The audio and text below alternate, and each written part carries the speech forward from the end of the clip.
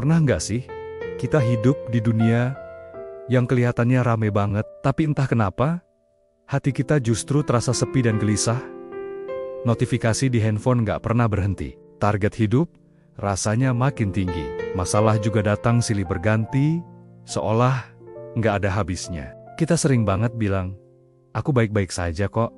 Tapi begitu malam tiba, hati terasa capek luar biasa, dan pikiran nggak bisa berhenti berputar. Kalau kamu pernah merasa seperti itu, kamu nggak sendirian. Hari ini kita akan bicara tentang satu hal yang dunia ini nggak bisa berikan, damai sejati. Dunia memang menawarkan banyak versi damai. Ada yang bilang, damai itu kalau keuangan kita aman. Damai itu kalau semua rencana berjalan lancar sesuai harapan. Damai itu kalau hidup kita terlihat sempurna di mata orang lain. Tapi, coba deh, kita jujur sama diri sendiri. Kenyataannya, begitu satu hal saja runtuh, entah itu pekerjaan, hubungan, atau kesehatan, damai yang ditawarkan dunia itu ikut hilang, lenyap begitu saja.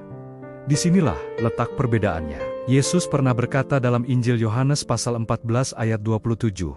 Begini bunyinya, damai sejahtera kutinggalkan bagimu, damai sejahteriku kuberikan kepadamu, dan apa yang kuberikan tidak seperti yang diberikan oleh dunia kepadamu. Apa artinya ini? Ini artinya, damai yang dari Tuhan itu tidak bergantung pada keadaan kita, tapi bergantung sepenuhnya pada hadiratnya. Damai darinya adalah sebuah anugerah, bukan sesuatu yang harus kita usahakan dengan susah payah. Yesus tidak pernah berjanji bahwa hidup kita akan selalu tenang dan tanpa masalah. Dia nggak bilang kita nggak akan pernah menghadapi badai, tapi Dia menjanjikan sesuatu yang jauh lebih kuat.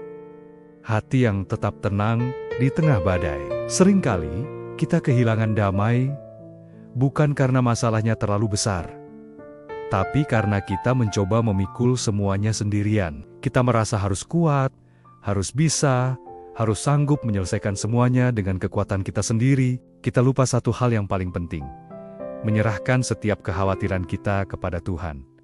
Kita lupa bahwa berdoa itu bukan hanya untuk saat darurat saja, tapi seharusnya menjadi gaya hidup kita. Dalam Filipi pasal 4 ayat 6-7, firman Tuhan mengingatkan kita, janganlah hendaknya kamu khawatir tentang apapun juga, tetapi nyatakanlah dalam segala hal keinginanmu kepada Allah, dalam doa dan permohonan dengan ucapan syukur.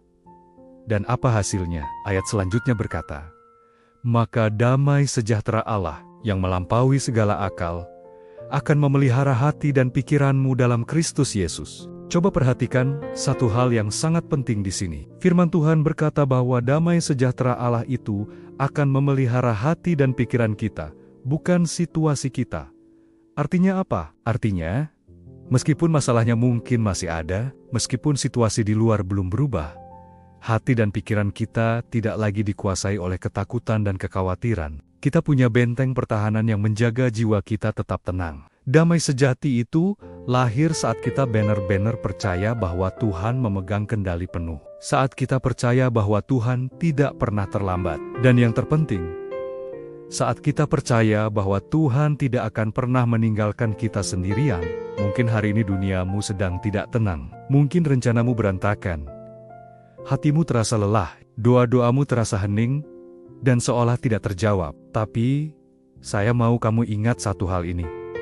Damai sejati bukanlah hasil dari hidup yang tanpa masalah, melainkan hasil dari hidup bersama Tuhan di tengah-tengah masalah.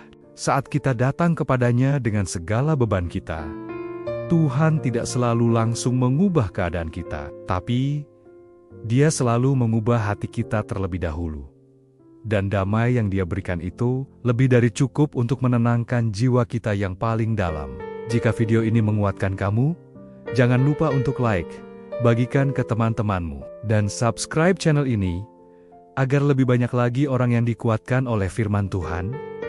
Tulis juga di kolom komentar, Tuhan, aku mau hidup dalam damai-Mu. Mari kita terus bertumbuh bersama, dan belajar menemukan damai sejati di tengah dunia yang gelisah ini. Tuhan Yesus memberkati.